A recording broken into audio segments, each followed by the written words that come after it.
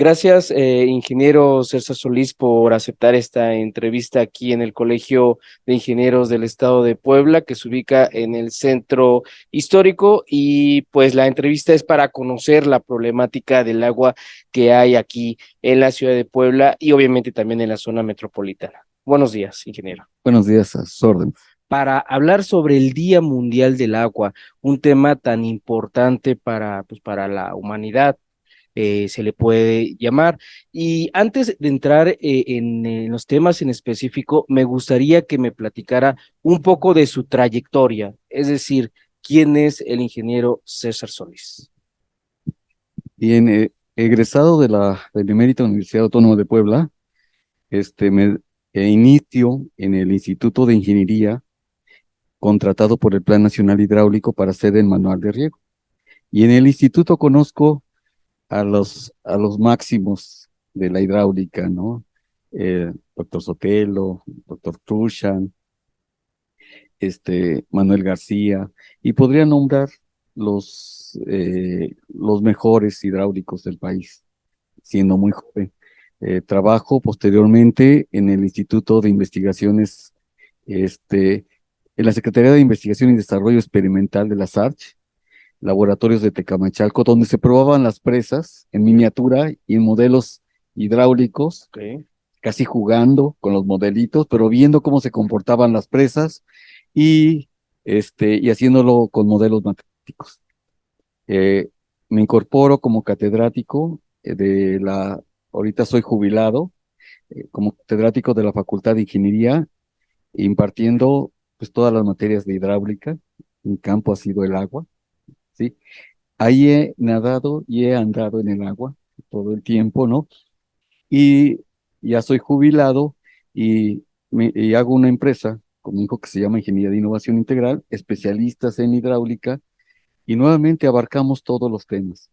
No hemos dejado de hacer la investigación, formamos la Asociación Mexicana de Hidráulica aquí en Puebla, el Comité del Agua, ahorita con el CICEPAC, y soy catedrático fundador de la Escuela de Agrohidráulica, entre otras cosas así, muy brevemente. Una gran trayectoria. Pues, como le comentaba, esta semana, el 22 de marzo, fue el Día Mundial del Agua.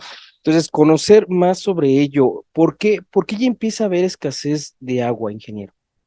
Bien, los 365 días son del agua, porque el agua está en toda actividad económica, de sustentabilidad, natural.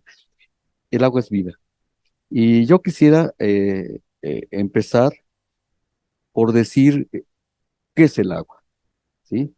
No desde el punto de vista de la ingeniería, que son tuberías, bombas, sino qué es el agua para todos.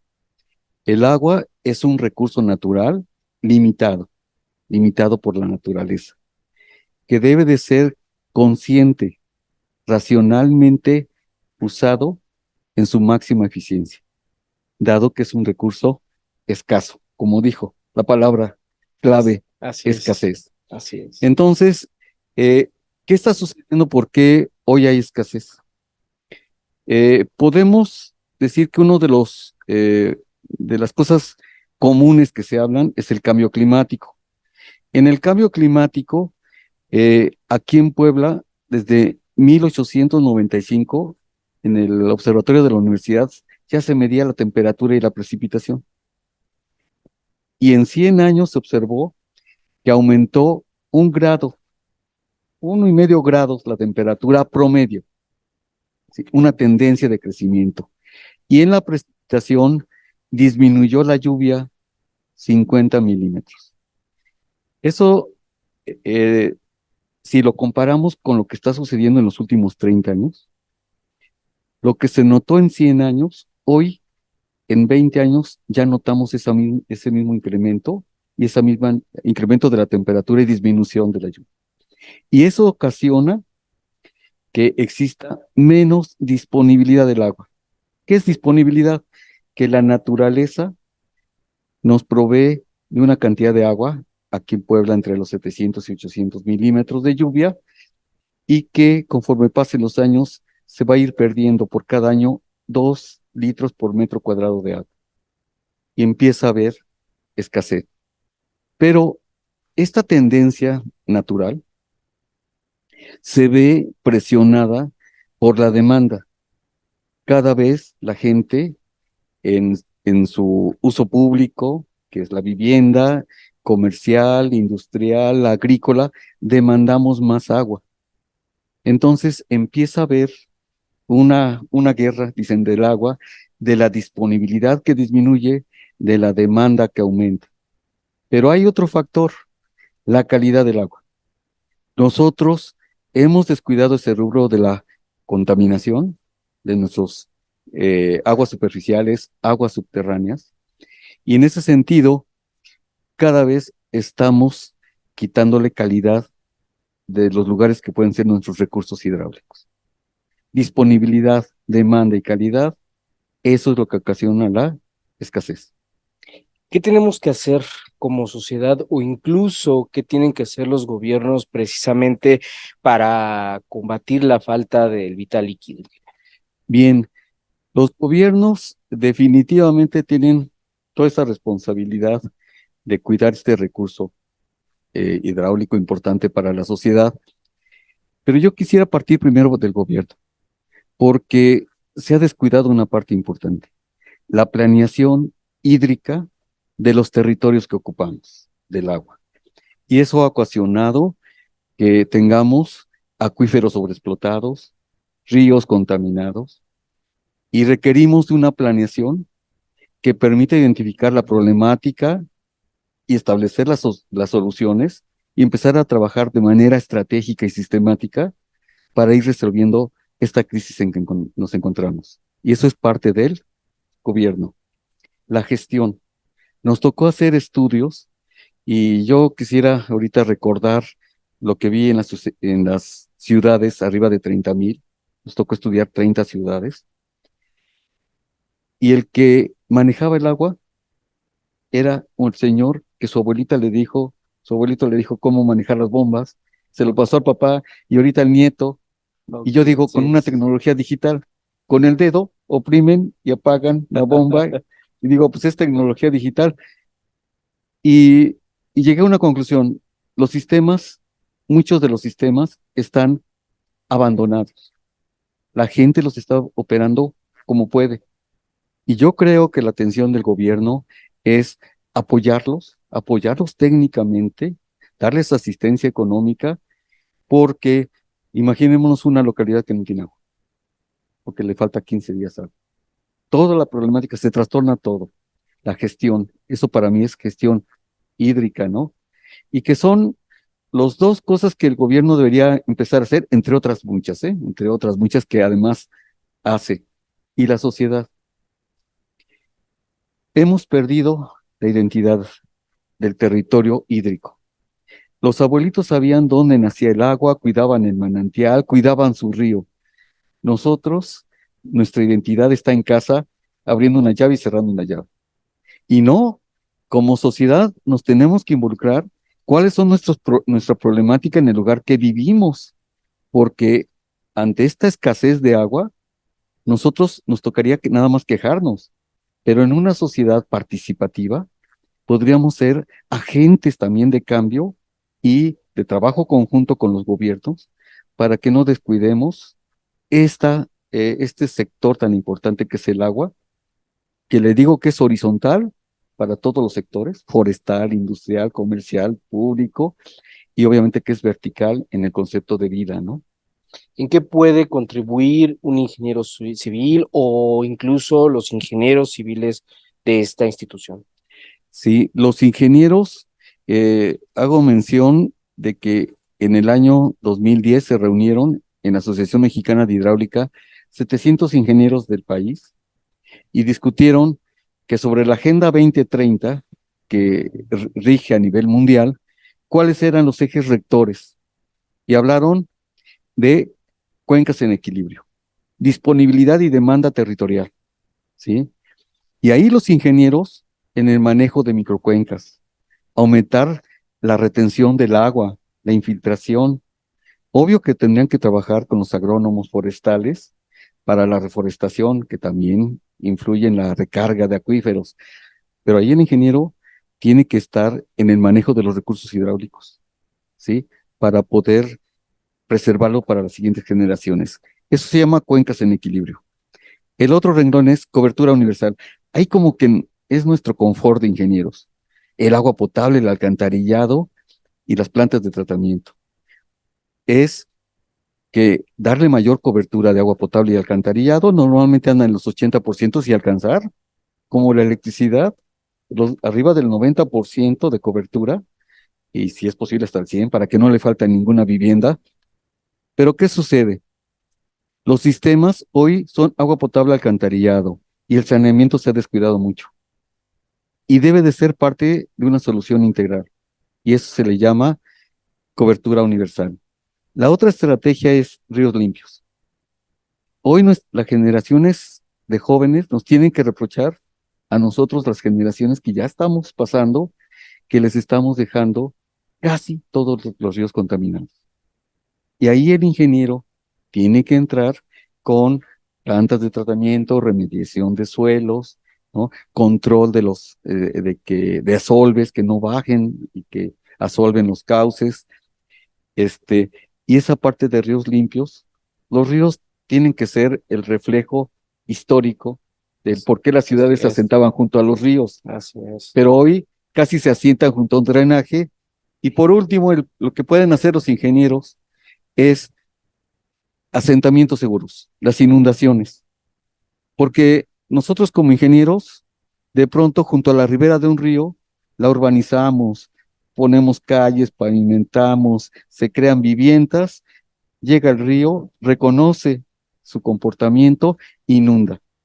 Y yo creo que aquí nosotros tenemos que, como ingenieros civiles, participar en asegurar que no suceda estos eventos de avenidas, de inundaciones en ríos. Y eso es un trabajo importante que nos relacionamos con los urbanistas, y ahí está el ingeniero, y en las sequías.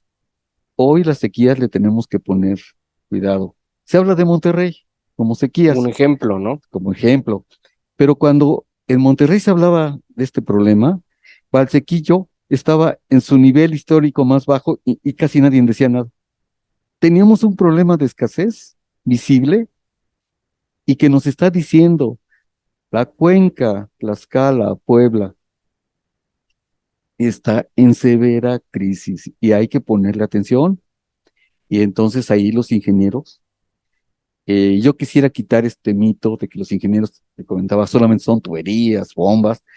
Los ingenieros tienen que ser participativos en estos problemas de disponibilidad, demanda y calidad del agua. Esas yo creo que son nuestras tareas, digo, entre otras muchas, ¿eh?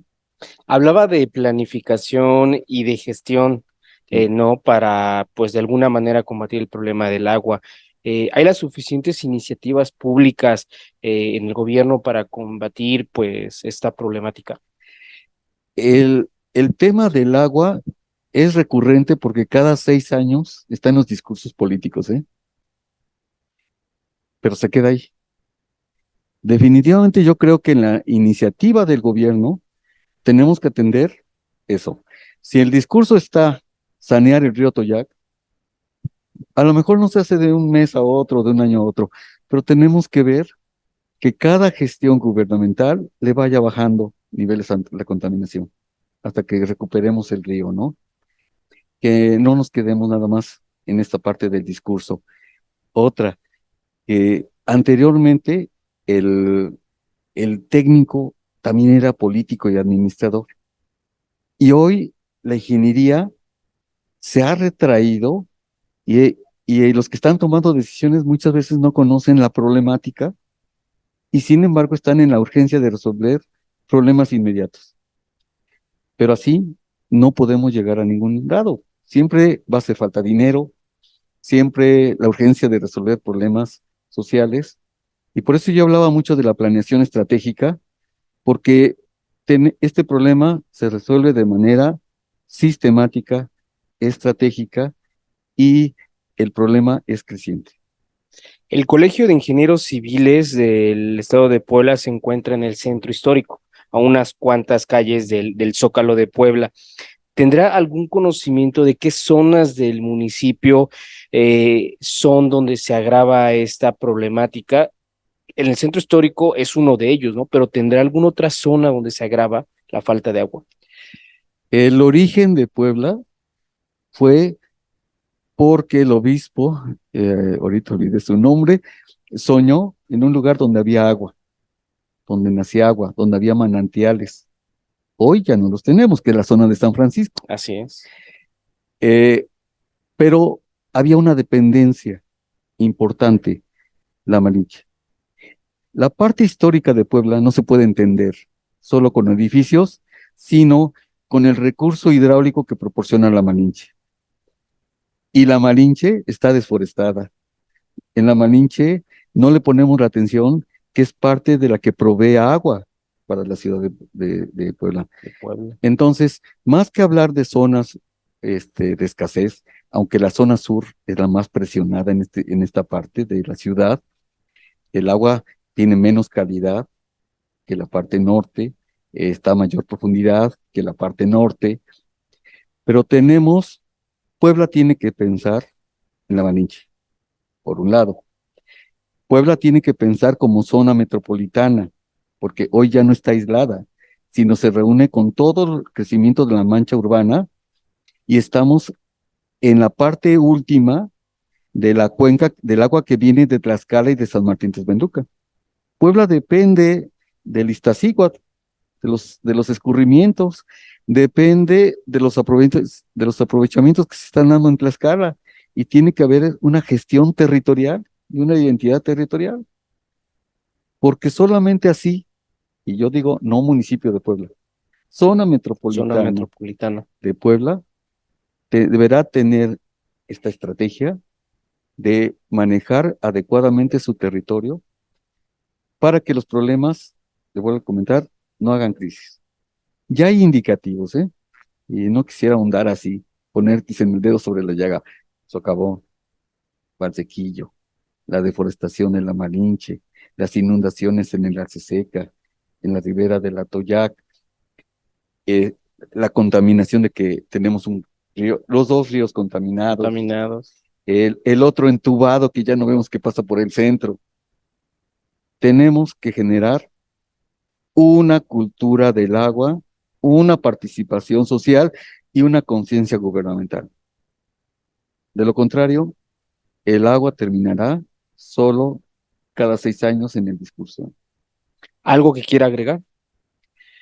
Pues la oportunidad primero de la entrevista y, y difundir que mientras que la sociedad sea más participativa, que tenga más conciencia, tendremos también gobiernos en esa misma secuencia y estaremos atentos a lo que sucede con estos cambios.